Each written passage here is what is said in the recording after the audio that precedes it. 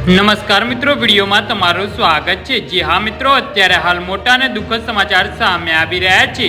તો મિત્રો વાત કરીએ તો પોલીસ કસ્ટડીમાં જોવા મળતો આરોપી ભાગોડુ ફौजी છે, જેને 13 વર્ષની નિર્દોષ દીકરી સાથે દુષ્કર્મ આચરીને ગર્ભવતી બનાવી દીધી હતી। દીકરીને 4 માસનું ગર્ભ રહેતા આરોપીનો ભાંડો ફૂટી ગયો હતો। ઘટનાની વાત કરીએ તો રામોલ વિસ્તારમાં માતા સાથે ભાડેથી રહેતી 13 વર્ષની સગીરા ઘરે એકલી હતી, ત્યારે મકાન માલિક એવા આરોપી ફौजीએ સગીરાની એકલતાનો લાભ લઈ તેની સાથે દુષ્કર્મ આચર્યું અને દીકરીને મારી નાખવાની ધમકી આપી હતી। આ અંગે સગીરાને પરિવારમાં કોઈને જાણ ન કરતા આરોપીની હિંમત ખુલ્લી હતી। આ જોઈને આરોપીએ સગીરા સાથે અવારનવાર દુષ્કર્મ આચરતો હતો, જેના કારણે સગીરાને 4 માસનું ગર્ભ રહી ગયું હતું। જી હા મિત્રો, અત્યારે હાલ મોટા સમાચાર સામે આવી રહ્યા છે। આખરે માતાએ ફરિયાદ નોંધાવીને હિંમત આપતા રામોલ પોલીસે દુષ્કર્મ કેસમાં આરોપી વિરુદ્ધ ફરિયાદ નોંધીને તાત્કાલિક ધરપકડ કરીને વધુ તપાસ હાથ ધરી છે।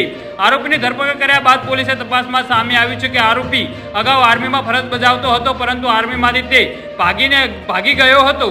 જી હા મિત્રો, એટલું જ નહીં પરંતુ આરોપી વિરુદ્ધ અગાઉ અમરવાડી શાહીબાગમાં હત્યાના 2 ગુના નોંધાયેલા હતા અને જેલની સજા ભોગવી હતી। આરોપીને 2 દીકરીઓ પણ છે।